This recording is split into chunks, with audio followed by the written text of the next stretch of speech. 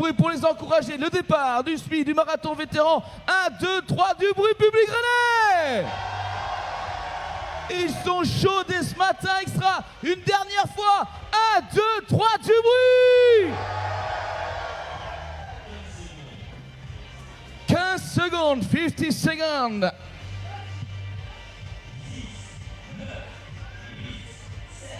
Ensemble.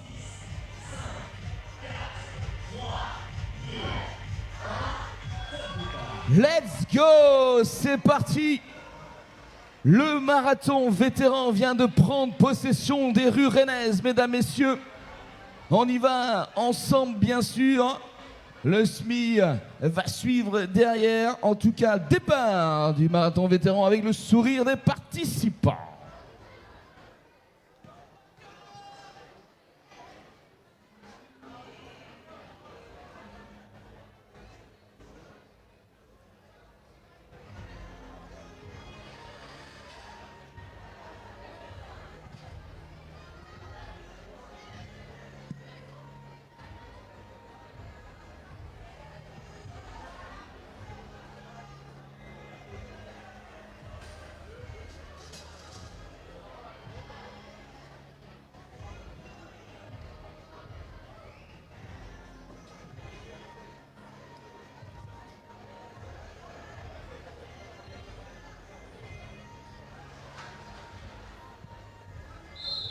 Le départ du SMI à l'instant, mesdames, messieurs.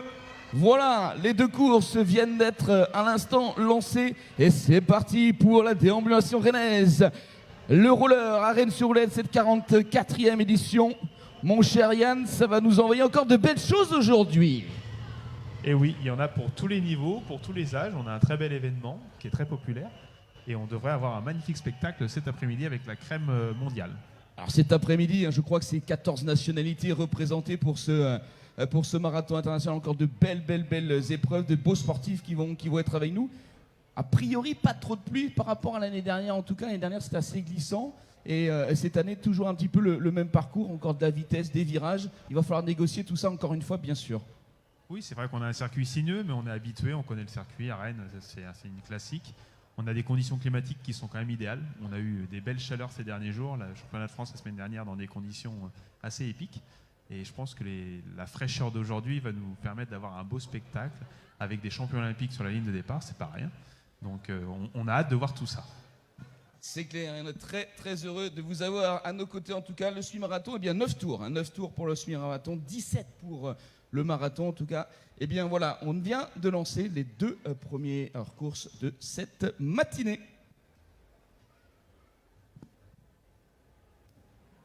Ouais, bonjour Yann, bonjour Julien. Salut mon ami, on t'entend très bien en tout cas et tu vas nous faire un petit retour durant ces deux courses sur bien sûr peut-être des échappées ou en tout cas les premiers retours. Comment vas-tu et comment se passe le premier tour pour toi ? Bon, écoute, pour l'instant, là, je suis en train de remonter tranquillement. On est parti avec mon motard, là, on avait travaillé ensemble depuis déjà quelques années. Donc voilà, pour l'instant, les pelotons sont assez disparates. Hein. Il y a des patineurs un petit peu partout, mais ce qui est normal sur ce type de circuit un petit peu sinueux. Voilà, ça va être un plaisir en tous les cas pour moi, là, durant cette matinée et cet après-midi, de pouvoir vous commenter le marathon de l'intérieur du peloton.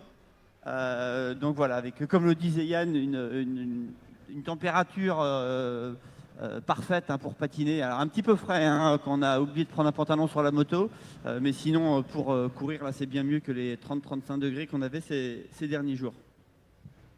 Alors que le peloton devrait conclure son premier tour, on devrait voir les premiers débouchés du dernier virage. Les motos ouvreuses arrivent devant nous. Et c'est Vincent Esnault qui est en tête, qui a été sacré d'ailleurs champion de France V2 la semaine dernière, V3 d'ailleurs, parce qu'il a plus de 50 ans maintenant. Et il est en tête, accompagné d'un patineur de Quintin, troisième Bruno Tavant, qui lui a été sacré chez les V1 du club de Mouilleron. Et ça va déjà très vive allure.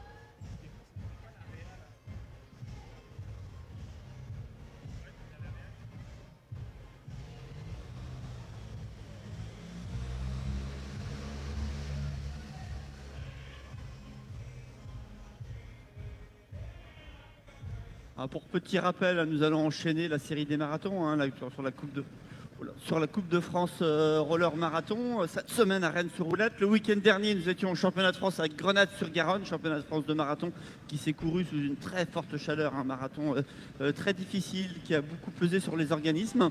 Et le week-end prochain, ce sera le marathon à Lyon du Lugdunum Roller Contest.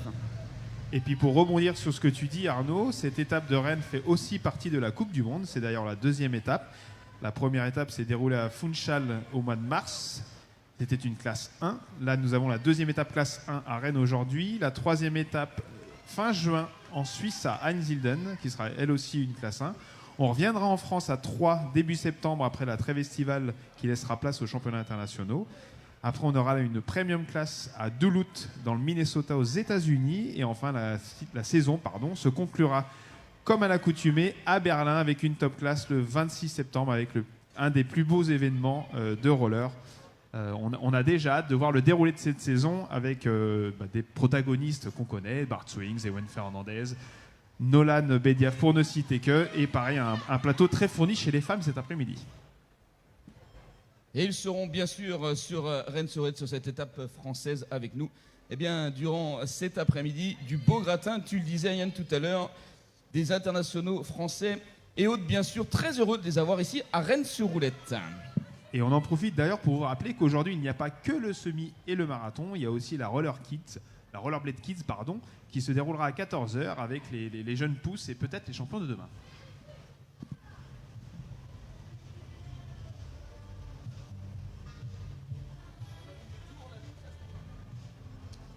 Voilà, je suis arrivé en tête avec les deux premiers pelotons. Là, il y a une dizaine de patineurs et un deuxième peloton de 8 ou 9 patineurs aussi qui est en train de faire la jonction. Et on va bientôt se retrouver donc avec un peloton principal entre 25 et 30 patineurs. Après, il me semble, 2 tours depuis le départ. Et alors que le premier peloton est sur le retour, on assiste à quelques mouvements, notamment avec Tony Lefebvre et Vincent Esnault qui sont à l'attaque. Ils devraient arriver prochainement sur la ligne d'arrivée et ils vont être entourés de pas mal de patineurs fitness qui, eux, ont pris le départ il y a un tour du semi-marathon. Donc tactiquement, il va y avoir beaucoup de mouvements. Il va être intéressant de voir comment ils vont gérer le trafic. Et il semblerait que Tony Lefebvre ait maintenant creusé un léger écart. Il est suivi par Kevin Duguet, le patineur de Longjumeau, qui a lui aussi été sacré champion de France dans sa catégorie la semaine dernière à Grenade. Et c'est Bruno Tavant qui est parti en poursuite. Donc là, on a 3 jeunes vétérans qui mènent la danse, 3 jeunes V1, suivi par Vincent Esnault qui est maintenant légèrement décroché et lui est V3. Et comme vous le disiez, c'est vraiment super intéressant de voir qu'un marathon comme celui de Rennes-sur-Roulette, pour lequel c'est sa 44e édition, et bien, amène toujours autant de monde, voire plus de monde. Je crois que c'est un record au niveau des inscrits sur l'ensemble des courses cette année. Et voilà, ça fait plaisir que notre épreuve phare française des marathons et courses open continue à nous offrir un très beau spectacle sur un circuit en centre-ville, toujours dans des conditions extraordinaires. On est toujours très bien reçus par notamment notre ami Damien, qui nous accueille tous les ans.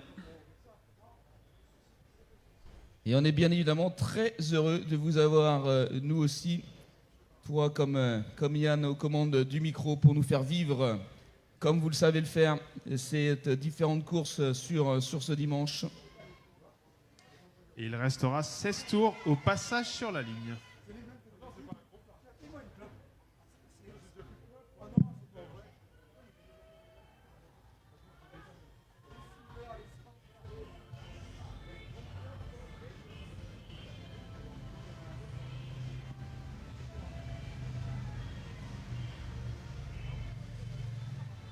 Il semblerait que le trio de tête composé de Kevin Duguet, Bruno Tavant et Tony Lefebvre ait définitivement creusé l'écart.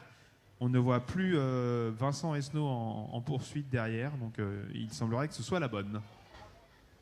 Et nous avons actuellement des jeunes patineurs du semi qui passent devant nous, des patineurs du Groll notamment.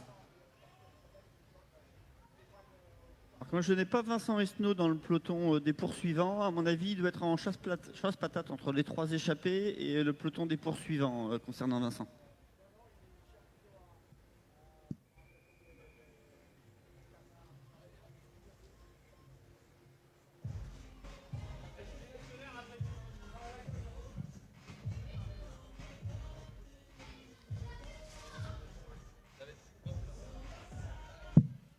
Alors que ça se regarde légèrement à l'avant de la course, c'est Bruno Tavan qui mène, mais on a vu Kevin Duguay ne pas vouloir relayer. Il va être intéressant de voir si ces 3 patineurs réussissent à s'entendre. Il y aura peut-être un petit jeu tactique. On sait que Tony Lefebvre est certainement le plus véloce à l'arrivée, et les 2 autres patineurs vont peut-être ne pas vouloir collaborer ou peut-être l'esserer avant l'arrivée.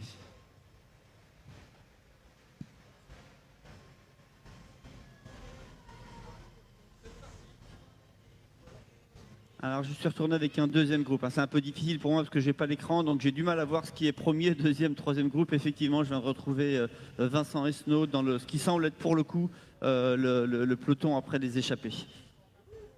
Et pour corroborer ce que tu nous disais Arnaud tout à l'heure, c'est vrai qu'on a un flux continu de patineurs qui illustre bien le succès de l'épreuve cette année, avec des inscriptions records, et ça se voit nous là de notre podium sur l'arrivée avec un nombre de patineurs qui est vraiment impressionnant. Ouais, puis ce qui est top aussi pour les participants, c'est que ça permet de trouver des pelotons à son niveau et de ne pas se retrouver esselé. On sait que c'est un sport où l'aspiration est très importante, on économise énormément d'efforts. Donc beaucoup de petits pelotons, chacun à ce niveau, qui se regroupent, et je pense que chacun prend bien plaisir pour ce semi et ce marathon cette année. Alors que le trio de tête passe devant nous, et c'est toujours Tony Lefebvre qui mène la danse. Il semblerait que Bruno Tavan et Kevin Duguay aient décidé de ne pas trop relayer pour l'instant. Alors il reste encore pas mal de chemin à faire, plus de 2 tiers de la course. On va voir si ça va évoluer dans les prochains tours, mais pour l'instant il semblerait que Tony Lefebvre prenne ça à sa charge.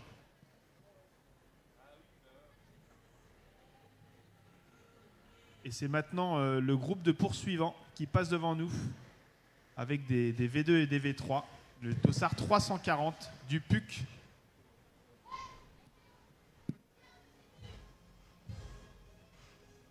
Voilà, je viens d'arriver avec le groupe de Tony Lefebvre. On est obligé de slalomer, aussi bien les motos que les patineurs, avec tout ce monde sur le circuit qui vient de toute la France. Je vois des clubs de Conneré, de Caen, de Rezé, de Boisset, je crois, de la région parisienne, d'Evron également. Voilà, et c'est intéressant de voir à la fois des petites catégories qui sont dans des clubs plus compétition et aussi des patineurs qu'on nomme un petit peu plus fitness avec des rollers un petit peu plus haut. Donc ça fait un joli mélange et beaucoup de monde sur le circuit, c'est bien agréable.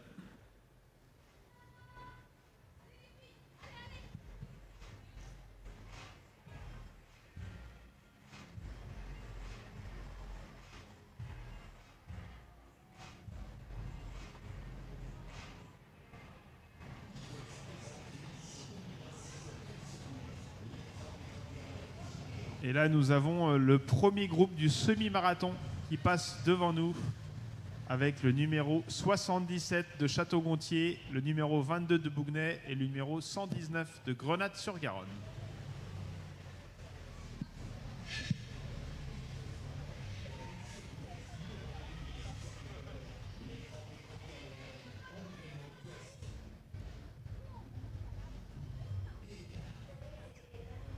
Voilà, je suis derrière les 3 patineurs de tête qui mènent à vive allure, tous les 3 en 125 mm, ce qui est la norme maintenant sur les meilleurs marathoniens.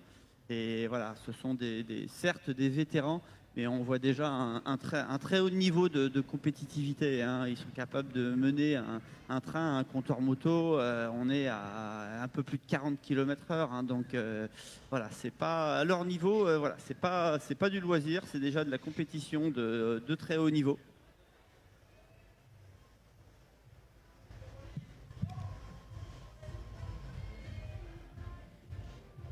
Alors je viens de croiser Philippe Chaput qui doit être le vétéran toujours présent, il doit être champion de France dans sa catégorie au marathon aussi le week-end dernier et qui est présent sur toutes les courses à un âge certain, un certain âge. Je ne voudrais pas dire de bêtises, mais ça fait plaisir qu'on soit encore capable de faire du sport à son niveau. Comme quoi, voilà, la pratique du sport conserve bien, nous garde en bonne santé.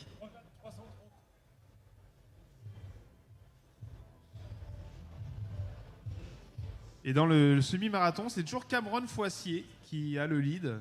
Il semblerait que ses collègues, ils sont actuellement 5 je crois dans ce premier groupe, ne prennent pas beaucoup de relais. Alors c'est pas très étonnant puisque Cameron a gagné plusieurs titres la semaine dernière lors des championnats de France sur route à Grenade. C'est l'homme en forme du moment dans cette catégorie. Donc il semblerait que les autres patineurs lui laissent la charge de mener cette course.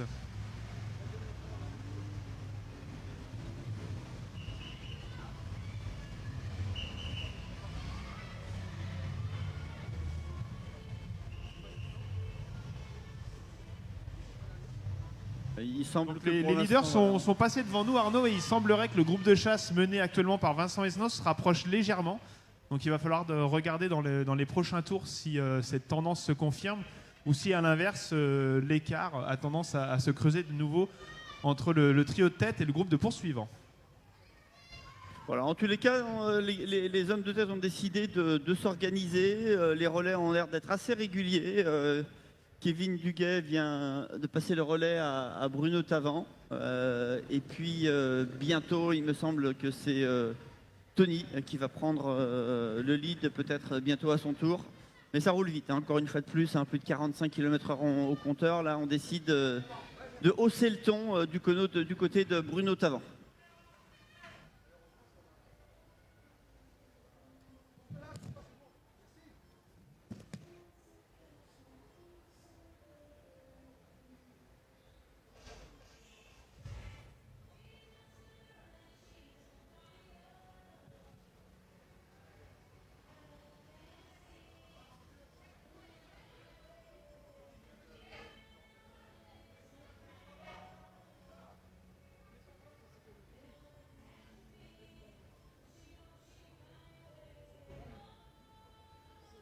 Comme il y a la caméra avec la tête de course, je vais aller avec le deuxième peloton, comme ça je pourrais aussi vous donner des informations que vous n'aurez peut-être pas forcément à l'écran.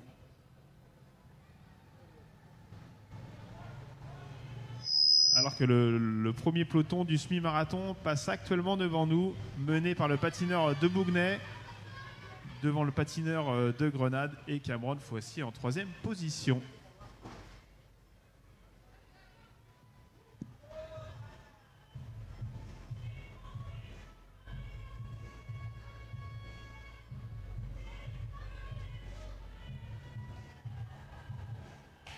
Rappelons aussi que dans tous ces patineurs qui sont actuellement en train de courir, on a un patineur multicasquette en la personne de Greg Pinto, qui est à la fois patineur, un des chefs de la marque FR Skate, et aussi partenaire de cet événement. Donc on vous invite à l'encourager quand il va passer devant nous, puisqu'il a une journée bien chargée entre son stand et la compétition. Son stand est FR Skate qui a pris depuis cette année le naming du marathon international. Donc effectivement, une belle journée pour lui aujourd'hui. Alors sur le peloton des poursuivants, c'est vraiment Vincent Esnault là, qui est en train d'accélérer, essayer de combler le trou, et derrière ça s'accroche.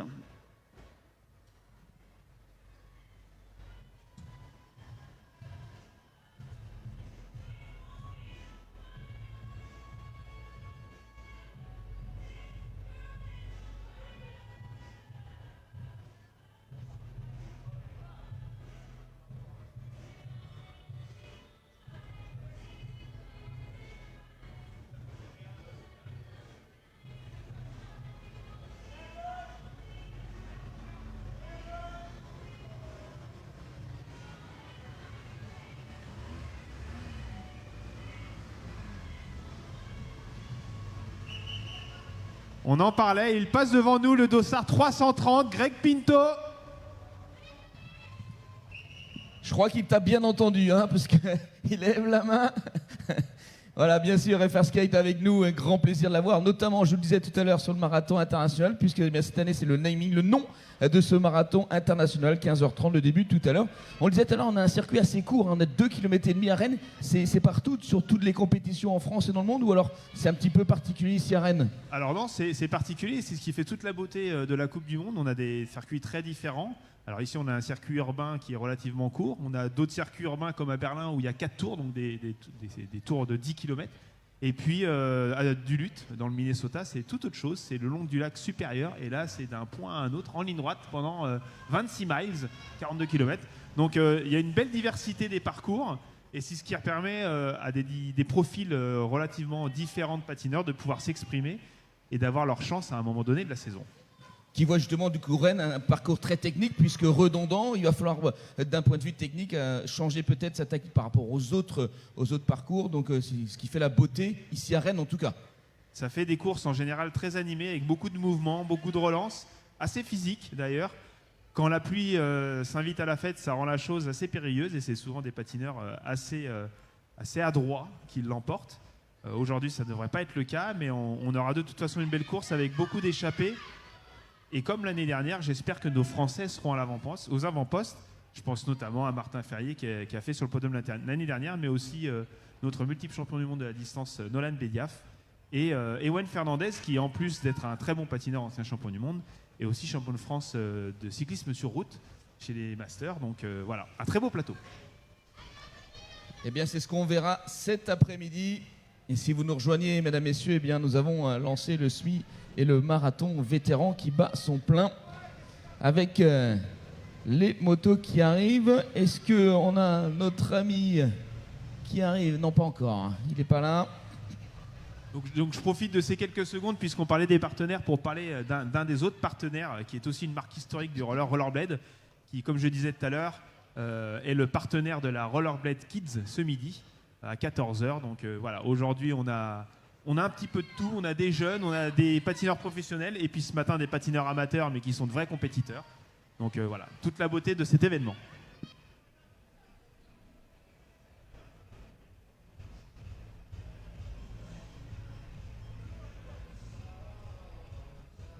Est-ce que tu peux nous confirmer, Arnaud, que c'est un peu plus tranquille aux avant-postes avec un trio qui relaie régulièrement mais qui ne s'attaque plus? Alors du coup, comme je crois que vous avez la caméra sur les 3 athlètes de tête, je suis avec le deuxième peloton. C'est toujours Vincent Esnault qui fait l'essentiel du travail pour essayer de remonter sur les 3 hommes de tête. Donc je ne peux pas te donner plus d'infos sur les 3 hommes de tête, mais en tous les cas, derrière, ça bouge, ça essaye de faire l'effort de remonter, mais ça ne se relaie pas trop. C'est principalement ou quasiment que Vincent Esnault qui essaye de faire la jonction. Après, ce qui serait intéressant peut-être de voir avec Lucien, c'est l'évolution des écarts sur la ligne entre les 3 hommes de tête et le reste du peloton. Eh ben, écoute, voilà, on va le prendre cet écart, comme ça on saura quel est l'écart entre les 3 hommes de tête et le groupe de poursuivants.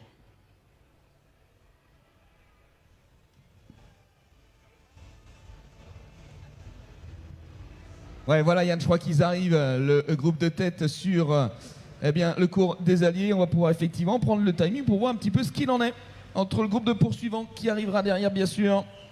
Et c'est Bruno Tavant qui mène la danse sur la ligne d'arrivée devant Kevin Duguet et Tony Lefebvre.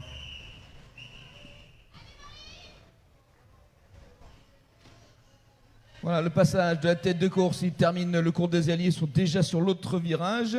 Et les poursuivants vont pas tarder, je crois. Et il restera 10 tours sur la ligne pour les premiers du marathon.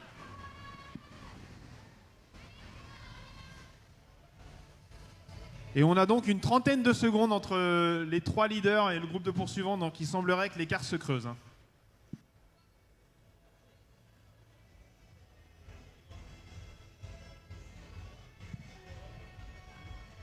Ça semble quand même relativement bien engagé pour le trio, puisque comme le disait Arnaud, la chasse derrière est un petit peu désorganisée.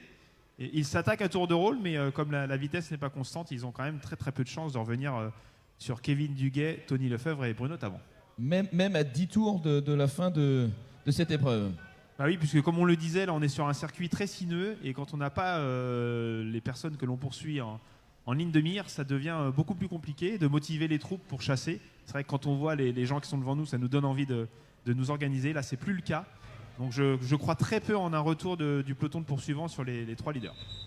30 secondes peut paraître très peu, mais en même temps, du coup, très très long pour ce type de course très courte, comme tu le dis. Hein.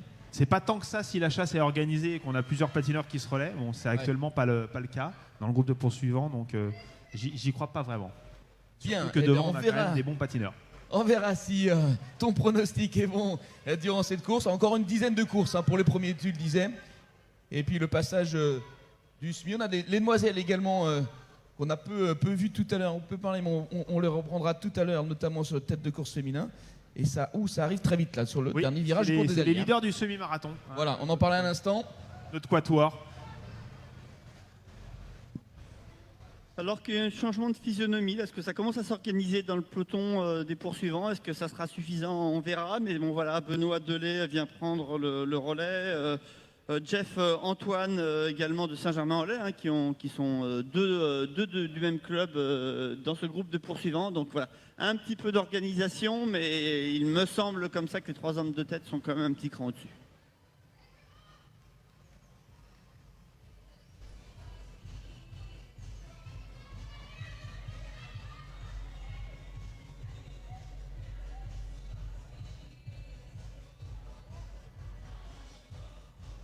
Et on m'annonce qu'il reste seulement 2 tours pour le SMI.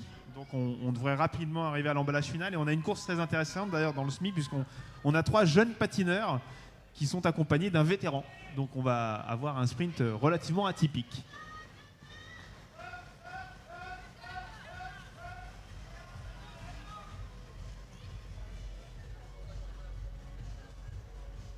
Alors là, on a un boulevard aux heures de pointe qui passe devant nous avec beaucoup de trafic.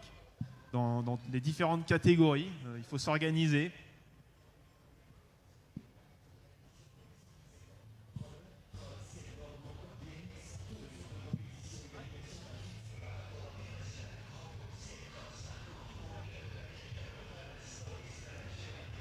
Où on en est, Arnaud, là, au niveau de la chasse dans le groupe de poursuivants? Ça s'est organisé ou c'est toujours relativement décousu?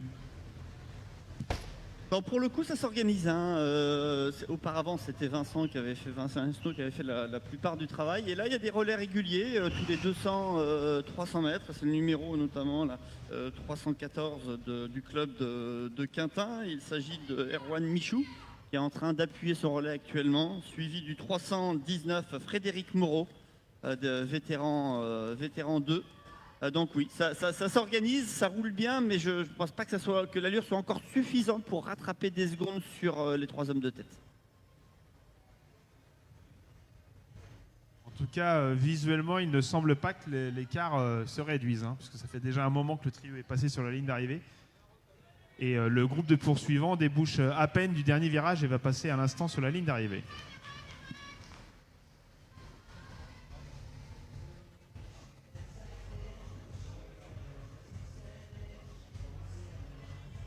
Et il restera à tous ces patineurs 9 tours au prochain passage sur la ligne. Donc on arrive doucement mais sûrement à la mi-course.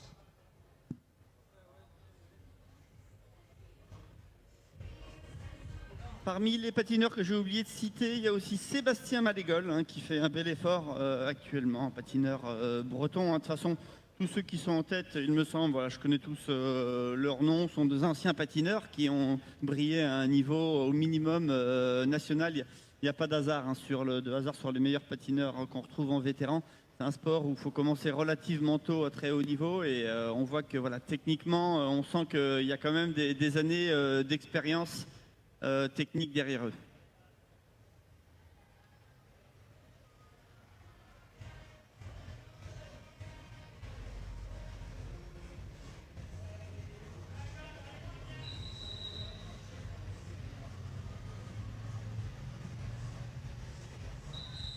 C'est actuellement le 3e peloton qui passe devant nous, 3e peloton du marathon avec le dossard 340 du Puck Roller qui mène la danse.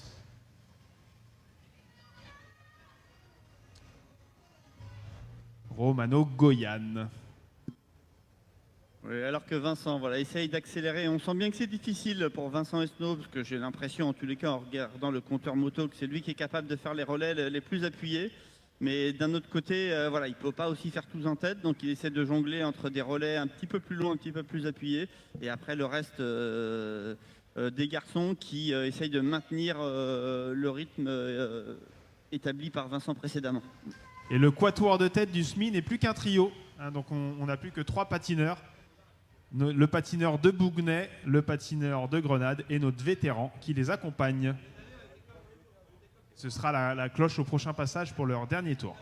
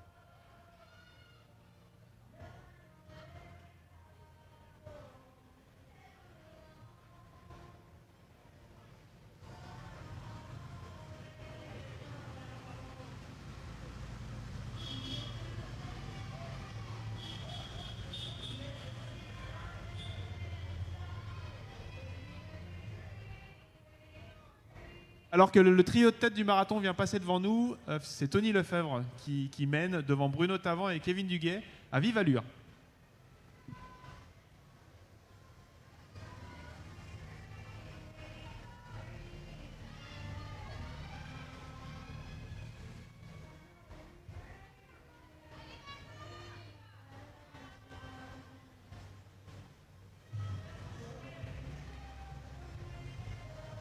Le peloton des poursuivants va arriver sur la ligne droite d'arrivée avec, je pense, une bonne entre 30 et 40 secondes de retard, il me semble, sur les 3 premiers hommes de tête. Et voilà, là, il slalome un petit peu parmi tous les participants.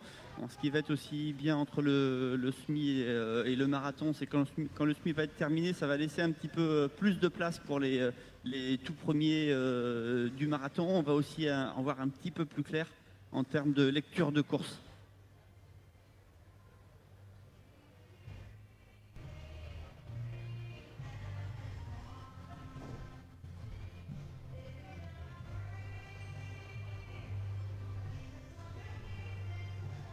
Bien que je suis en train de me dire que peut-être les derniers du semi-marathon vont pas mettre beaucoup plus de temps que les premiers du marathon, mais bon, il y a quand même pas mal de patineurs du semi qui vont terminer avant les premiers marathoniens.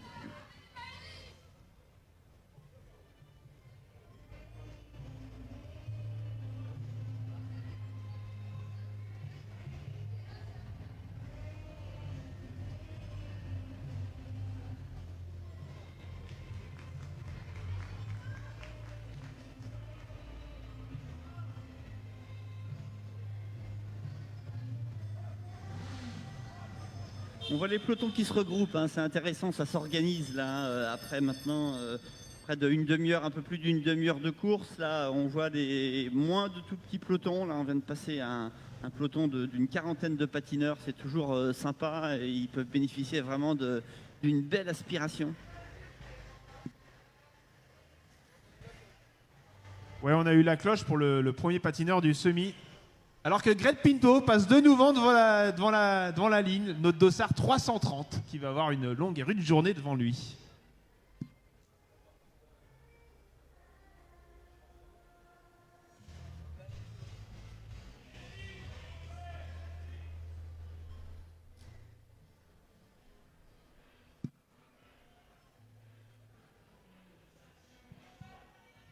Et voilà nos 3 poursuivants du semi-marathon qui vont amorcer leur dernier tour et qui vont sprinter pour la 2e place. Le dossard 22, le 57 et le numéro 11.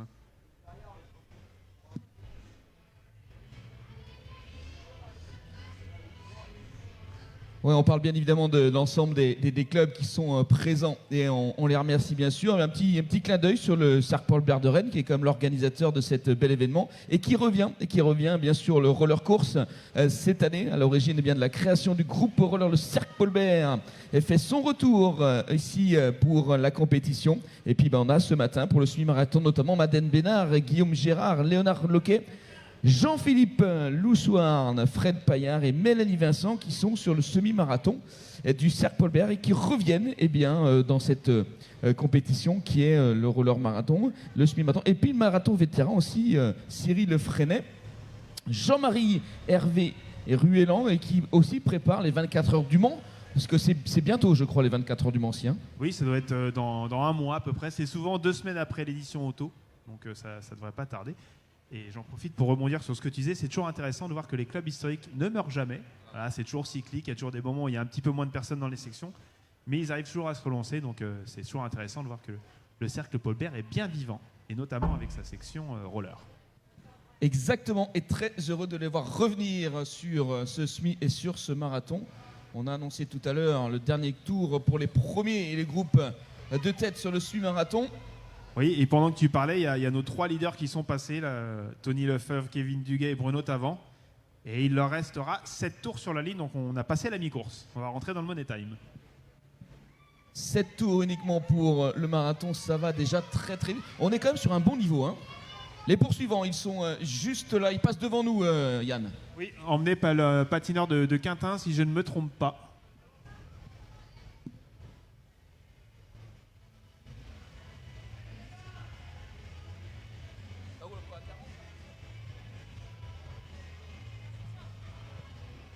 Oui, je viens de recevoir un petit message et puis de mon ami Amandine, elle a tout à fait raison, il faut faire attention. Le marathon, le championnat de France était à Grenade, mais le marathon était à Lonac. Les organisateurs du France Marathon, c'est bien Lonac, dans le Midi-Pyrénées.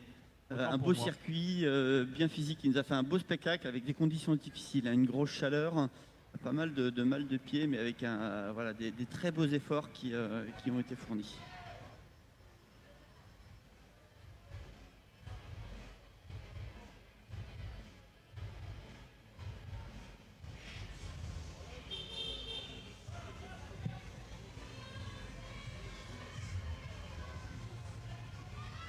Et voilà, notre vainqueur du semi-marathon qui passe sur la ligne, le dossard 119 du club de Grenade-sur-Garonne. En la personne de Maxime Launay. Donc les poursuivants ne devraient pas tarder. Il y aura un déçu qui ne montera pas sur le podium, puisqu'ils étaient un trio. Qui va l'emporter? Le vétéran ou nos 2 jeunes patineurs?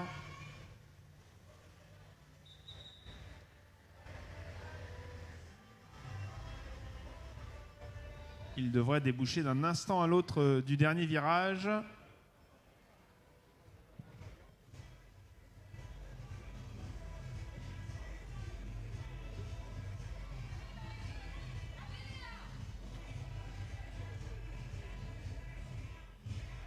Je suis en train de remonter sur les 3 hommes de tête et il semble que l'écart soit conséquent. Hein. On met du temps avant de les rattraper. Je vais en profiter pour prendre quelques petits temps en chronomètre pour vous indiquer un petit peu les écarts. Et voilà, c'est Cameron Foissier qui l'emporte pour cette 2e place devant le patineur de Bougnay, le numéro 22 et le numéro 57, notre vétéran, qui franchit la ligne en 4e place. Donc les jeunes auront eu raison du patineur vétéran.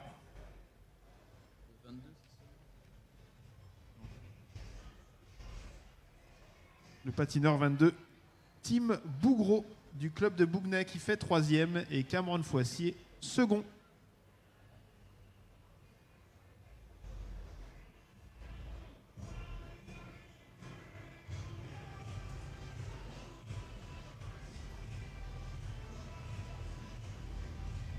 Et c'est notre trio de tête qui débouche du dernier virage avec Bruno Tavant qui passe le relais à Kevin Duguay et Tony Lefebvre.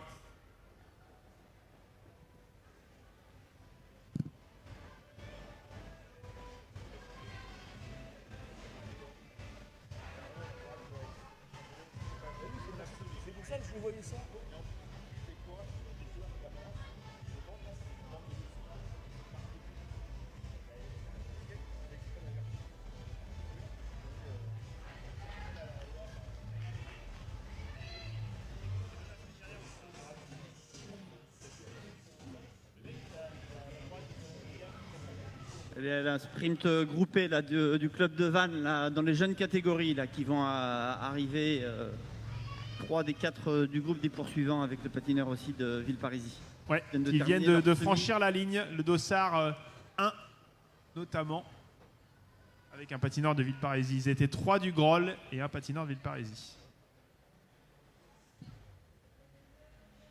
Et il semblerait que Vincent Esnault s'échappe puisqu'il a maintenant creusé un léger écart avec les autres membres du groupe de poursuivants.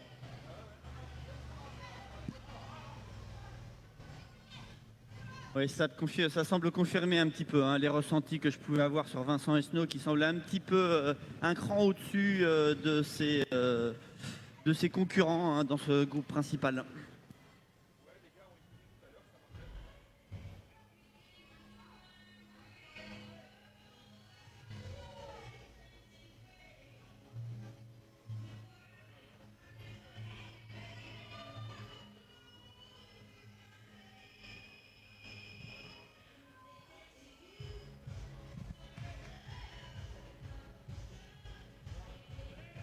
Et il restera 6 tours sur la ligne pour les participants du marathon. Et ça commence à se regarder en tête, Arnaud. Donc il va falloir surveiller ce qui se passe derrière, puisque là, ça ne roule plus du tout. C'est actuellement Tony Lefebvre qui a le lead, mais ça ne roule pas très très très vite. Donc il va être intéressant de voir si derrière, malgré un écart qui est quand même substantiel, les poursuivants arrivent à se rapprocher de nos trios de tête. Ouais, Voilà je confirme. les premières femmes du semi-marathon qui franchissent la ligne avec une patineuse de Longjumeau et une autre de la Ferté-Bernard. Oui, Moi, je t'ai coupé, Arnaud. Non, il n'y a pas de souci. Je confirmais que l'écart est conséquent parce que j'ai du mal. Alors, à moins que je les ai passés sans faire attention, on les ait passés, mais voilà, on est en train de remonter sur le groupe Bruno Tavant, Tony Lefebvre. Mais oui, il y a quand même une belle avance. Et si on les voit au loin là-bas, ça va être difficile de revenir. Mais je vais essayer de prendre un petit temps, là, d'ici une petite minute à peine. Je vais remonter sur le groupe de devant et je vais pouvoir prendre un petit peu les écarts. Ouais, en tout cas, la théorie de Yann semble se confirmer. Il l'a annoncé depuis le début en disant qu'au tout départ, on était déjà à 30 secondes d'écart entre la tête de course et les poursuivants. Ça semble se confirmer, en tout cas augmenter avec voilà, le peloton qui passe devant nous, les supporters qui encouragent, bien sûr. On est eh bien, encore à 6 tours de la fin de ce marathon. Et dès que tu as un petit retour sur le timing, mon cher, tu pourras nous donner effectivement le temps entre les poursuivants et le peloton de tête. Alors qu'on a actuellement pas mal de patineurs qui en finissent avec leur semi-marathon. Donc ça va s'éclaircir très largement sur le circuit. Ce qui va rendre la chose plus lisible pour nos patineurs, alors que le trio de tête passe actuellement sur la ligne. Il est emmené par Bruno Tavant qui mène grand train.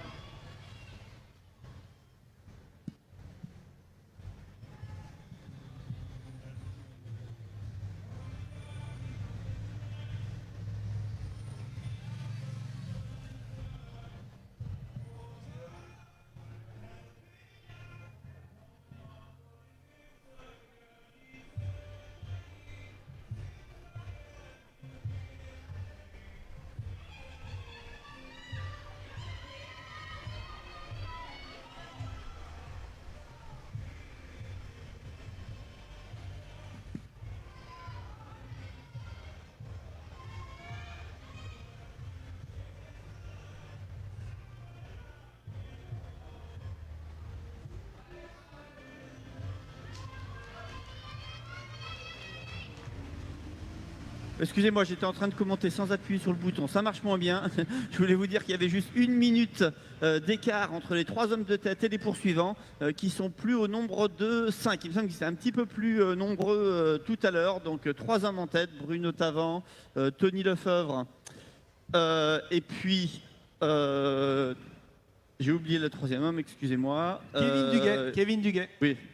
Ouais, Kevin Duguay et 1 minute derrière un groupe de 5 patineurs, 2 athlètes de Saint-Germain-en-Laye.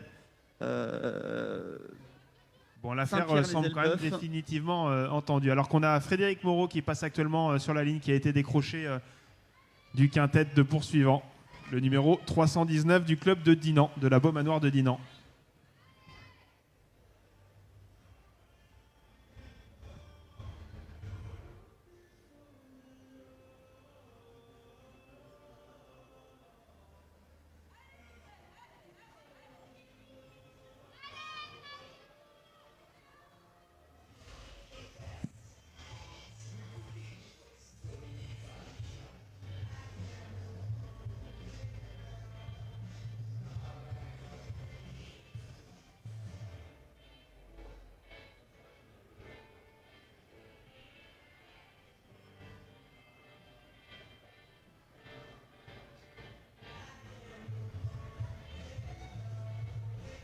C'est Benoît Delay là, qui ferme la marche du peloton des poursuivants, patineur du club de Bischheim.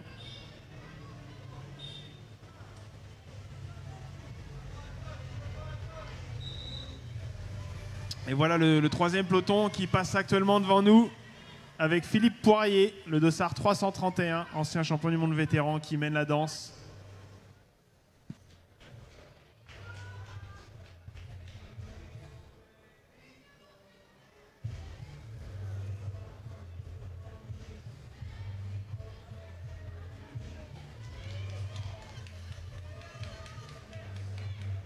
Alors que c'est Erwan Michou qui fait partie des poursuivants du club de Quintin, un breton, presque un local, là, qui va se battre pour la 4e place. Hein. Il semble que c'est maintenant à peu près entendu que les 3 hommes de tête resteront échappés jusqu'au bout, mis à part pour un incident technique, ce que je ne leur souhaite pas.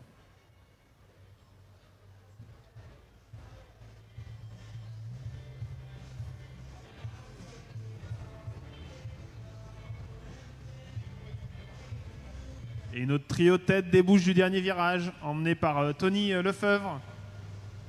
Il vous reste 5 tours.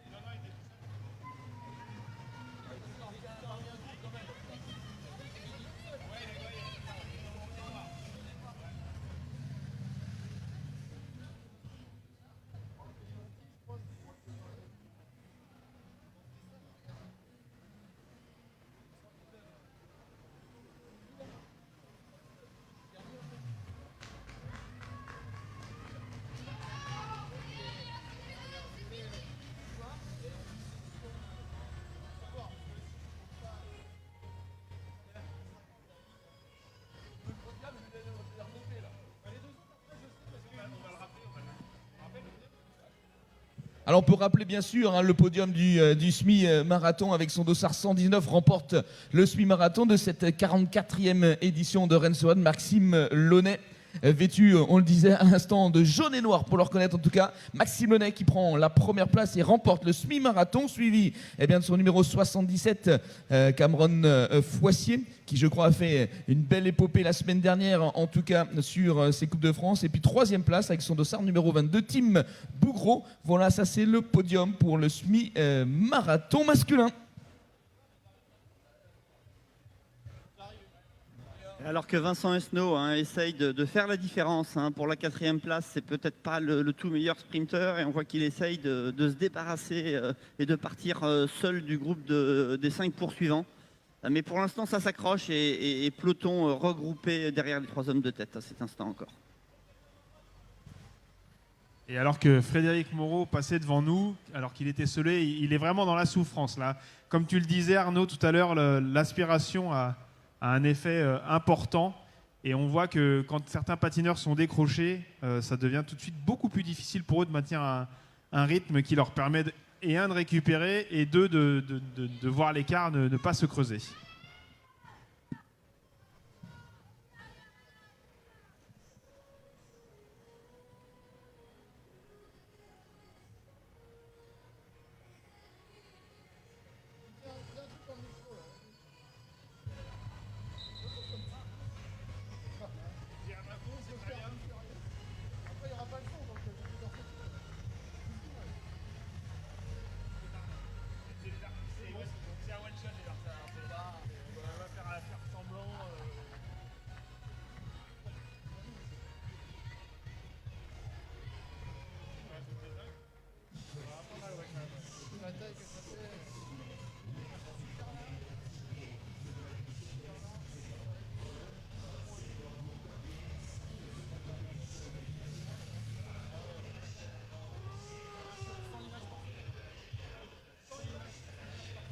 Comme tout à l'heure, là, je viens de dépasser Philippe Chapuis en V4. V4, qui va être le premier, il me semble, de cette catégorie d'âge. Un bel effort de Philippe Chapuis. V4, à mon avis, ça doit commencer à... Ça doit être du... Et pour notre trio de tête, il reste 4 tours. Kevin Duguay en tête devant Tony Lefebvre et Bruno Tavant.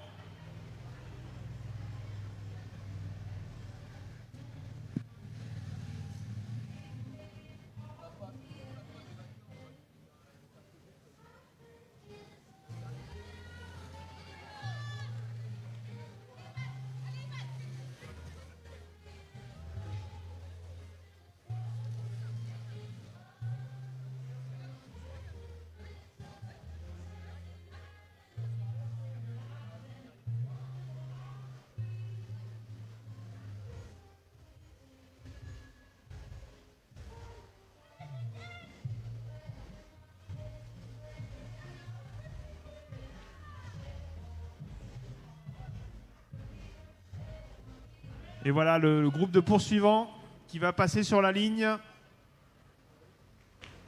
On vous rappelle, messieurs, qu'il vous reste 4 tours. Il vous reste 4 tours, le groupe des poursuivants.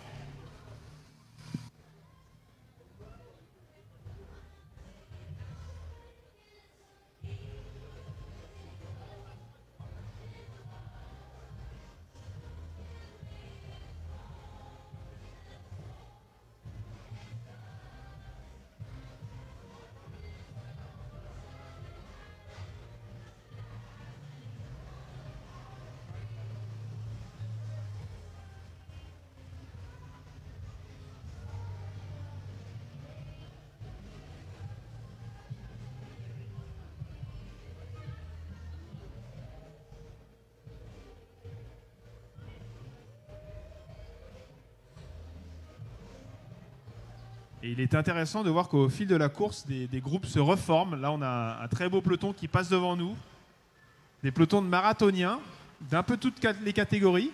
C'est certainement des gens qui étaient esselés à un moment de la course et puis qui finalement se sont regroupés pour faire cause commune et essayer de mutualiser leurs efforts. Avec Philippe Chapuis, qui est un de ses patineurs. Ah, c'est ça, le 250.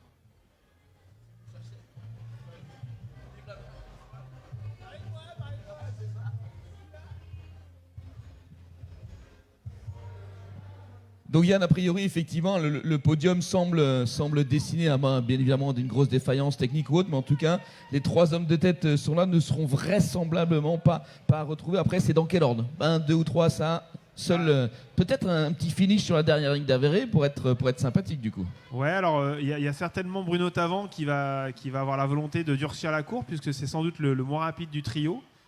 Derrière, entre Kevin Duguay et Tony Lefebvre, c'est assez serré, puisque c'est 2 patineurs véloces. Ça va être intéressant de voir ce qu'il va passer dans les 3 derniers kilomètres. On est à moins de 10 km de l'arrivée maintenant. Je parierais sur une attaque de Bruno Tavant à un moment et voir comment vont réagir Kevin Duguay et Tony Lefebvre. Pourquoi je le dis? Puisque ça s'est déjà passé comme ça la semaine dernière lors des championnats de France. Et que Bruno a enterré tout le monde et qu'il a gagné en solitaire. Ah ben voilà, alors peut-être effectivement dans les derniers kilomètres, le dernier tour peut-être une échappée, ça on verra. Si déjà ton premier pronostic Yann était très bon sur le début de course en tout cas, et on va voir si ça se poursuit pour l'éventuel finish de ce marathon vétéran.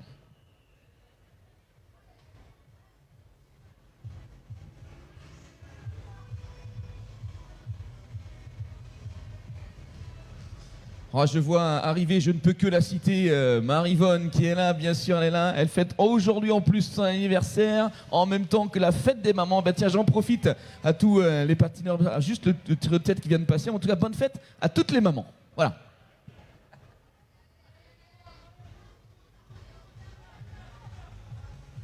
J'en profite de mon côté aussi pour souhaiter un bon anniversaire à Marie-Vonne. On a eu l'occasion de discuter longuement hier soir et on s'est remémoré un petit peu des souvenirs d'anciens où on s'est rencontrés les premières fois. Quand j'étais tout petit, je venais faire Rennes sur roulette, ça devait être en 1986. Donc voilà, je crois que j'ai pas dû rater une édition depuis cette date. Donc voilà, on se voit pas souvent, mais on se voit régulièrement, tous les ans depuis les années 80. 86 quand même, pas mal. On a noté la longévité. Hein.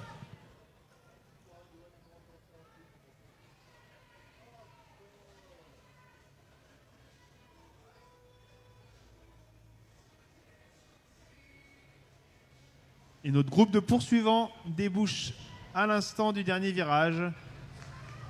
Il est emmené par le patineur de Saint-Germain-en-Laye, par 2 patineurs de Saint-Germain-en-Laye alors. Il va être intéressant de voir s'ils font cause commune pour le sprint, s'ils en envoient un en éclaireur et un pour servir de point d'appui, pardon.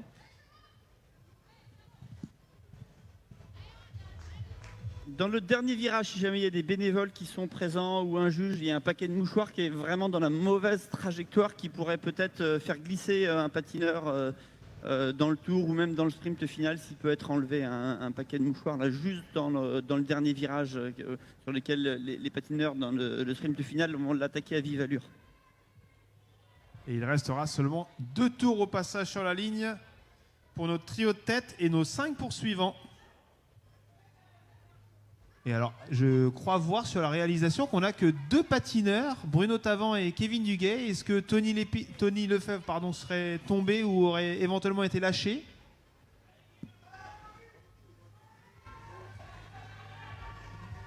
Est-ce que tu as des infos, Arnaud, sur ce qu'est devenu Tony Lefebvre, puisque je ne le vois plus avec notre binôme en tête? On remonte, là j'étais avec le deuxième peloton, merci de l'info, on est en train d'accélérer là et je vais vous donner plus d'infos d'ici quelques instants. On espère pour lui qu'il n'a pas eu un bris mécanique ou n'a pas souffert d'une chute.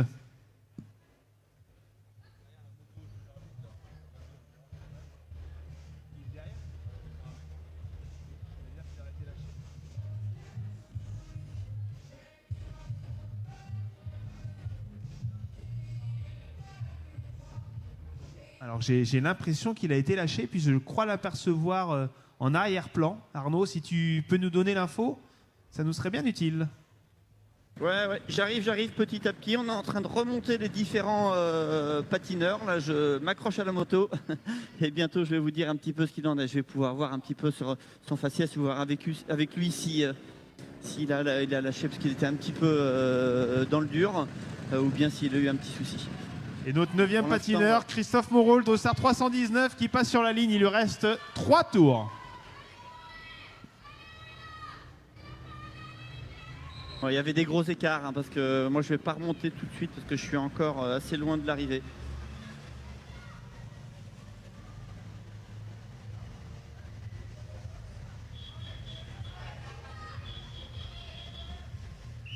Voilà, me voilà avec juste derrière Tony Lefebvre.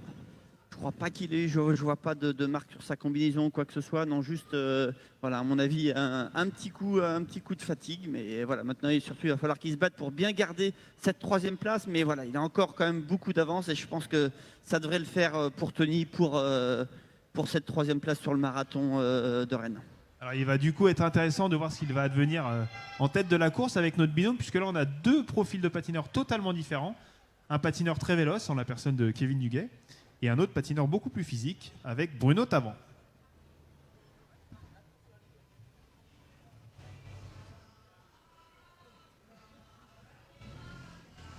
Et c'est maintenant Tony Lefebvre qui passe devant nous. Ouais, le jeune papa un petit peu en souffrance. Les nuits doivent être courtes en ce moment.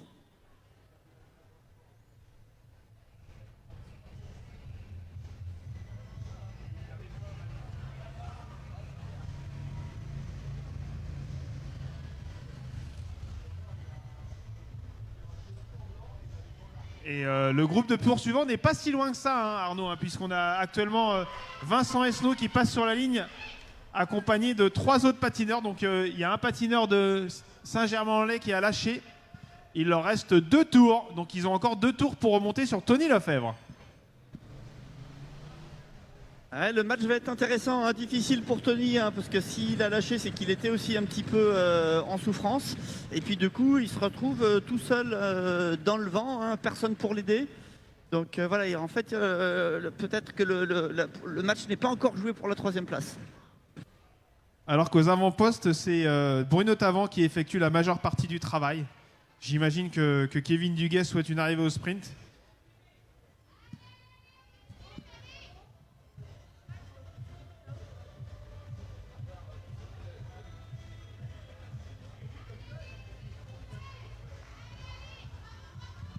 Ah oui, Yann, on a des images de Lefebvre là, qui est complètement, a priori, c'est plutôt un problème de fatigue, de grosse fatigue, parce que là, effectivement, il est vraiment en train de lâcher. Attention, peut-être qu'il peut se faire rattraper sur le dernier tour. Là. C'est vrai que là, on est en phase terminale de cuisson. Il est bien cuit, comme on dit. Donc, il va être à point pour le groupe de poursuivants. Il leur reste encore un tour et demi environ pour essayer de le rattraper. Alors après, même s'il se fait rattraper, c'est quand même un patineur qui est très rapide et qui, à mon avis, pourra bénéficier de sa vitesse de pointe pour remporter l'emballage final et ramener à la maison cette 3e place. Oui, je ne sais pas ce que vous en pensez, là, Julien et Yann, mais je vais peut-être rester avec le groupe, avec Tony Lefebvre. Si la caméra est sur le groupe de tête, vous pourrez vous commenter peut-être pour les 2 premiers. Et puis moi, vu qu'il n'y a pas de caméra avec eux, ça me permettra peut-être de voir ce que ça donne pour la 3e place. Mais je ne sais pas où est la caméra, là. Eh ben, on est sur le binôme de tête, comme tu disais. Donc ça nous va très bien que tu restes avec les poursuivants pour savoir si Tony Lefebvre va se faire rattraper dans le dernier tour. Ah oui, d'ailleurs j'y suis là et effectivement, oh là là, ça va être compliqué pour Tony, il me semble, là, parce qu'ils sont plus qu'allés à 150 mètres, 200 mètres derrière Tony Lefebvre pour la 3e place.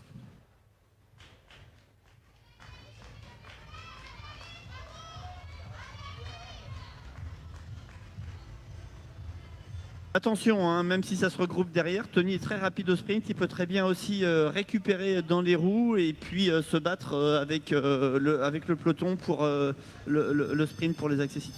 Alors je t'interromps Arnaud, puisqu'on a notre binôme de tête qui passe actuellement sur la ligne pour leur dernier tour. Il vous reste un tour.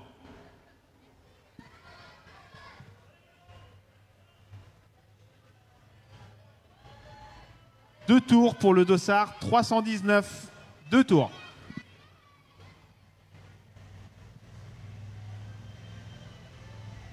Alors on est vraiment sur cette fin de course, un dernier tour pour le peloton, 2 derniers tours pour les poursuivants.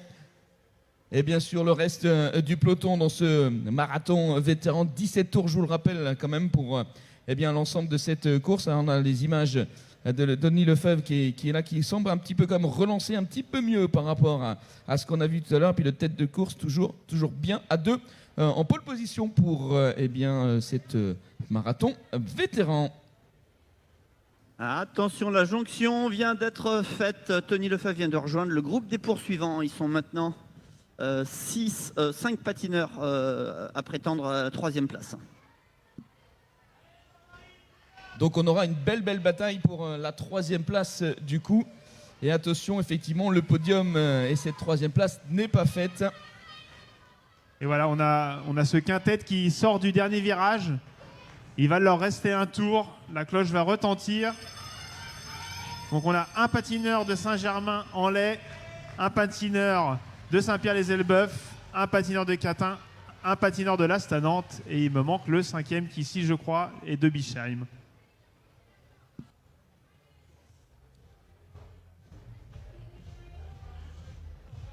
Yann, Tony s'est fait rejoindre, mais finalement, et surtout dans un groupe, c'est peut-être aussi plus facile peut-être pour lui de continuer et finir cette course et peut-être aller chercher quelque chose sur la fin. Quand on est plutôt esselé tout seul, c'est peut-être plus difficile, alors que là, avec un groupe, on est emmené par tout le monde. Hein. Oui, c'est vrai que ça va lui permettre de récupérer. Puis il a quand même une bonne chance de gagner ce sprint, qui n'est pas un sprint massif, qui est un sprint de petit groupe, puisqu'il bénéficie d'une pointe de vitesse qui est quand même notablement supérieure à celle de ses adversaires.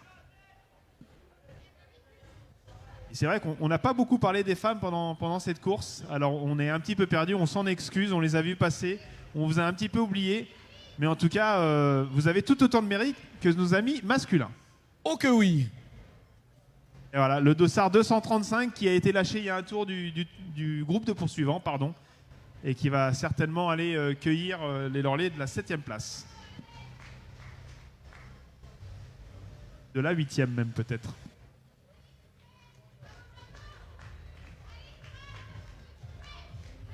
Et alors que ça se regarde aux avant-postes, Bruno ne souhaite plus collaborer. Ils sont maintenant à environ 1 km de l'arrivée.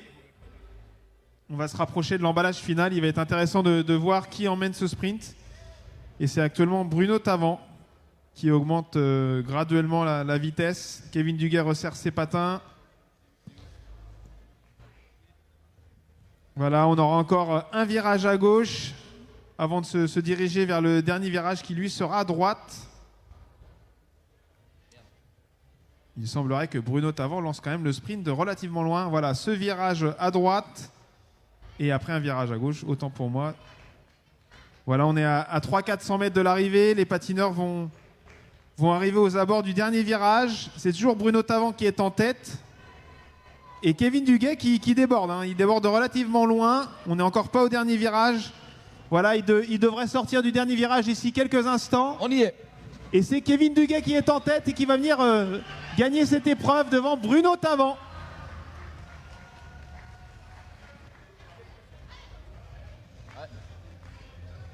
Déjà arrivé là-bas. Et on attend maintenant notre groupe de poursuivants avec nos 5 patineurs. Sébastien Malégol aux avant-postes, suivi de Tony Lefebvre.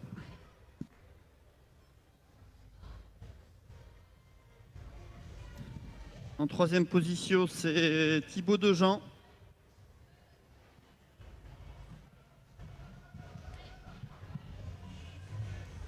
Vincent Esnault et Benoît Delay. Et ils viennent de passer l'antépénultième virage. Il va alors rester un virage à droite, puis un virage à gauche. Et c'est Tony Lefebvre qui lance de relativement loin. C'est assez surprenant. Il essaye d'écrémer ce petit groupe. Il est suivi par le patineur de Saint-Germain-en-Laye, de Vincent Esnault, et puis les 2 patineurs fermant la marche. C'est le patineur de Quintin et le patineur de Bischheim qui semblent doucement mais sûrement lâcher prise. Voilà, on devrait avoir Tony Lefebvre dans quelques instants. Il devrait aborder le dernier virage. Allez, public, il va falloir les encourager. On va voir un sprint sur Et le voilà, troisième place. Tony Lefebvre devant Vincent Esnault qui va remporter cet emballage final. Et c'est Tony Lefebvre qui vient prendre cette 3e place juste devant Vincent Esnault et le dossard 261 du club de Saint-Germain-en-Laye en région parisienne.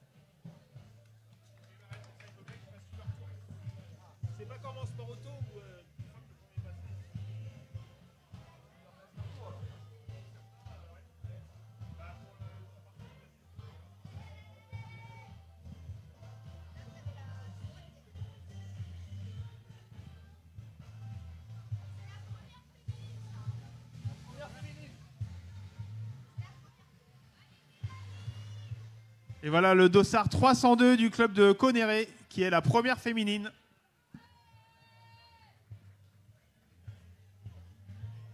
Mélanie Levillain. C'est ça, hein, merci.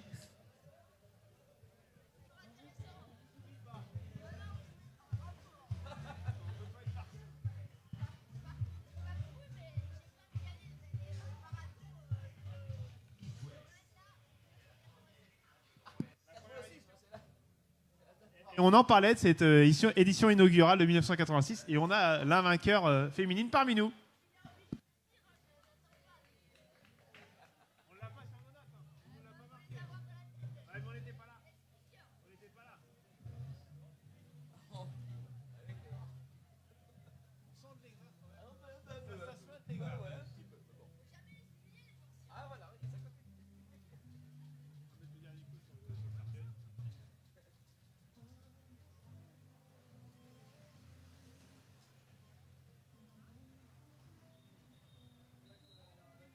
Et il leur reste un tour. Hein. Alan, il te reste un tour. Vous avez pris un tour par les leaders. C'est pas l'arrivée pour vous. Il vous reste un tour.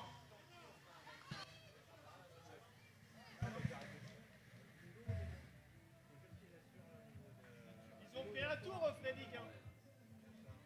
Ceux qui veulent déjà le sprint, ils avaient pris un tour. Donc il leur reste un tour.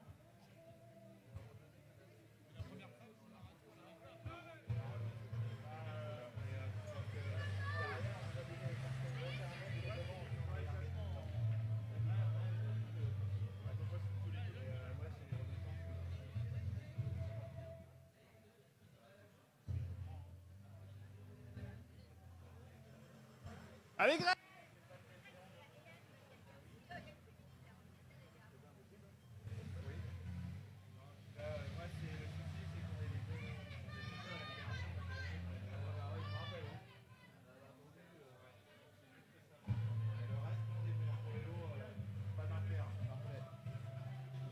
C'est à quelle heure,